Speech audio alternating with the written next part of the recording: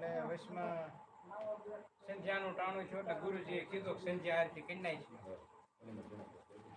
અને સંધ્યા આરતી કરી નાખ્યો એટલે ચલો કે અહીંયા કે જંગલ છે, અહીં ગુરુજી સંધ્યા આરતી ન કરાય, અહીંયા કે સિંહ બી આવે છે ને તો બેનો કોળજો કરી જાય છે. એટલે ગુરુજી કે સંધ્યાનું ટાણું છે એટલે સંધ્યા આરતી કરવી પડશે. એટલે ચલો કે તો કે કરો કરવી તો. એટલે બધું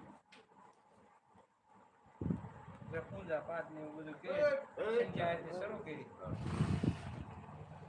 ગુરુજીને તાર લાગી ગયો, સમજ્યા? કોઈ ઠાકર. અને છેલ્લાને કઈ એને તો વિચાર હતો ભાઈ જંગલમાં કઈ, એટલે એ આડોળો ફાંફા મારે મજા સિંહ આવશે એવા કપાતર બોલે એટલે આવે તેને આવ્યો છે, સમજ્યા? સિંહ આવ્યો ને એટલે સેલો ભાળી ગયો એટલે ભાઈ જાણે બેવાળો લેતો ગયો હતો. બેવાળો નથી કોઈ તો લેતો ગયો તો હું શું કરી સારું વાત. સિંહ આવ્યો ને એટલે સેલો સડી ગયો ઝાડવે કે ગુરુજી ગયા.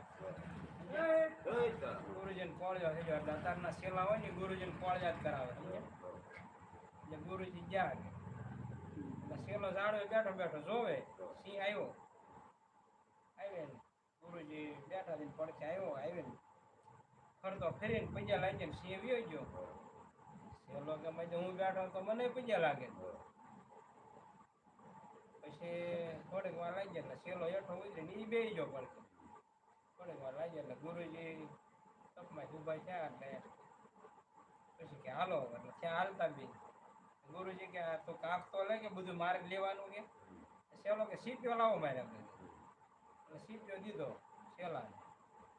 સીપિયાના નકોસા આંગળે ભરાઈને આમ સીપ્યો ફેરવતો જાય હાલ્યો જાય અને વાતો કરતો જાય કે ગુરુજી કે તમે કે બેઠા ત્યારે કે સિંહ આવ્યો હતો. કે ગુરુજી કે આવ્યો છે કે સિંહ આવ્યો ને કે હું કે ઝાડવે સડી ગયો કે સડી ગયો. પછી કે તમને પૈયા લઈ જાય કે વિયો ગયો છે.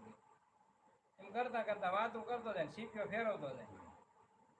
સીપ્યો ફેરવતો જાય ને તો એમાં સીપ્યો બોડી ભરાણો બોડી બેઠેલું મધ, સમજ્યા? બોડી બેઠેલું મધ ને બેઠો હોય ને સાળો કરે એટલે મધ તો ઉડે, સોયટું બે ને, સમજ્યા? આમ કરતા બે ત્રણ ખેતરમાં ભાજ્યા બી, સમજ્યા? લાલ ઘૂમ કરી નાખે, ઓલા ને કાંટા કાઢે ને ઓલા ને કાંટા કાઢે.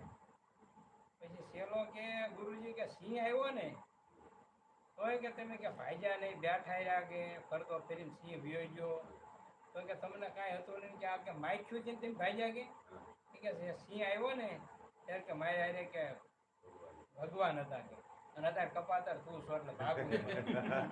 બોલો રામચંદ્ર ભગવાન.